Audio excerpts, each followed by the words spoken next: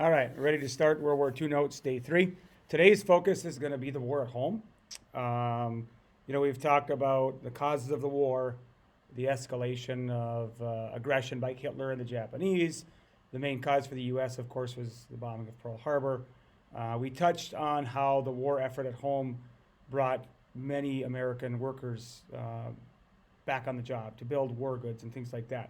So today's main focus will be the war at home, and not just the men, but the women and others who also helped with the war effort.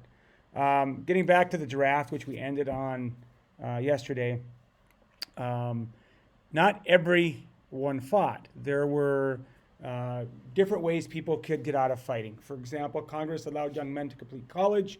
Other Americans found themselves in new jobs and were able to stay home and work because they were essential for the war effort. And we also had something called conscientious objectors. There was only 43,000 of them. There was a great deal more of those types of deferments in the Vietnam War, people who were opposed to the war or just opposed to war in general. Generally, they would be pacifists. Okay? But in World War II, you don't see as many of those. A more common deferment would be something known as a 4F'er, someone who didn't qualify because of a physical ailment, something wrong with an eye or something like that. All right, moving on. We're going to talk about women for a little bit today and their involvement in the war effort. Two very famous groups of women who actually got involved in the armed services were the WWIIs and the WWIIs. The WWIIs are the Women's Auxiliary Army Corps, and there was over 100,000 of those women who served. Some of them actually even served overseas. And the same thing with the U.S. Navy. They created the WWIIs, Women Accepted for Voluntary Emergency Service. And I'm just going to go to the images. These are two propaganda posters put on by the Navy recruiting and the Army recruiting station.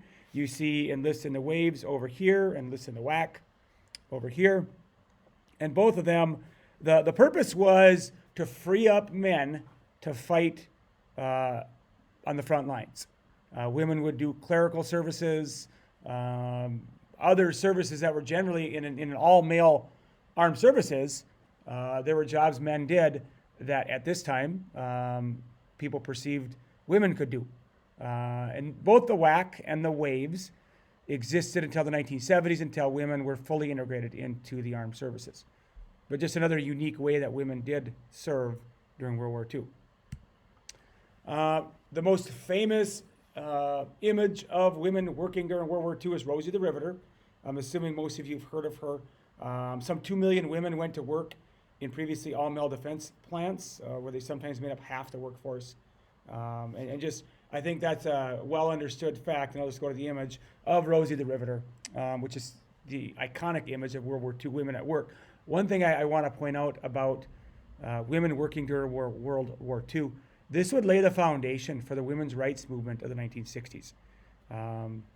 Millions of women went to work for the first time during World War II and helped win the war. When the men came home, a lot of women were pushed out of their jobs, and some of them actually liked to work. And so it did lay that foundation that, hey, women can work, women want to work, and challenged traditional roles for women, which would really be pushed in the 1960s. All right, talking a little bit about racial issues during World War II. Much like during the Depression, race issues were somewhat pushed to the back burner. They were marginalized. A. Philip Randolph was a famous African-American rights leader who proposed a massive march on Washington to advocate for blacks' economic rights. FDR was able to get this march called off because he signed something known as a Fair Employment Practices Committee protecting African Americans' economic rights. Things like they wouldn't be shut out from jobs because they were black. Things like they'd be paid the same.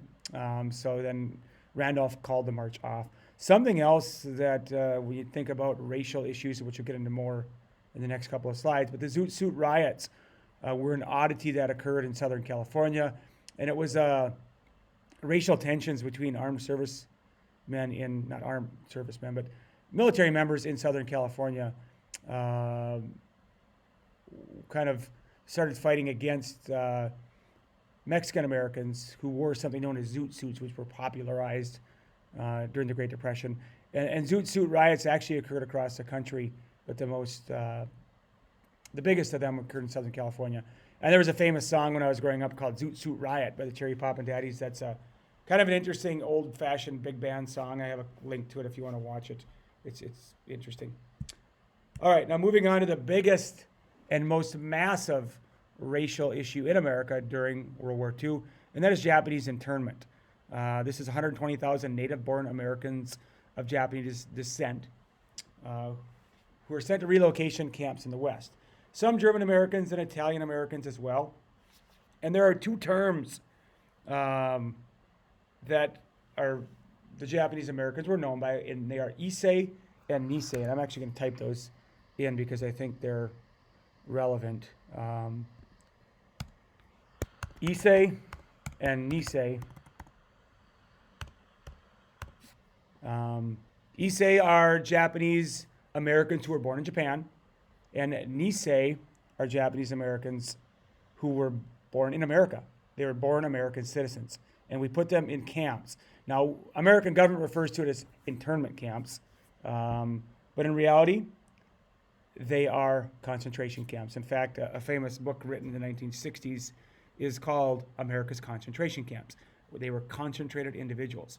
And one of the saddest aspects of this is a lot of these camps were set up and they went and took the Japanese, especially from the West Coast, and took their belongings, took their wealth from them and moved them in country. Now, why was this done? Okay, this was done out of fear of spies among the Japanese and just outright fear. And it's just a blatant racial prejudice example from the federal government. In fact, FDR passed an executive order that said we are going to imprison these Japanese Americans. And not until the end of the war was it realized that this was a mistake. Okay, and it wouldn't be until 40 years later that some of these families were compensated for the money that was taken for them. And it's Executive Order 9066.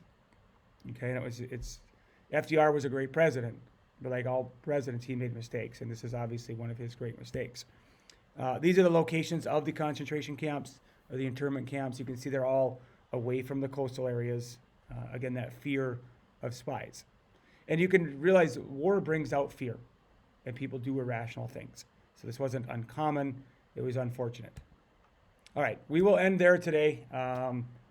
Thank you for listening.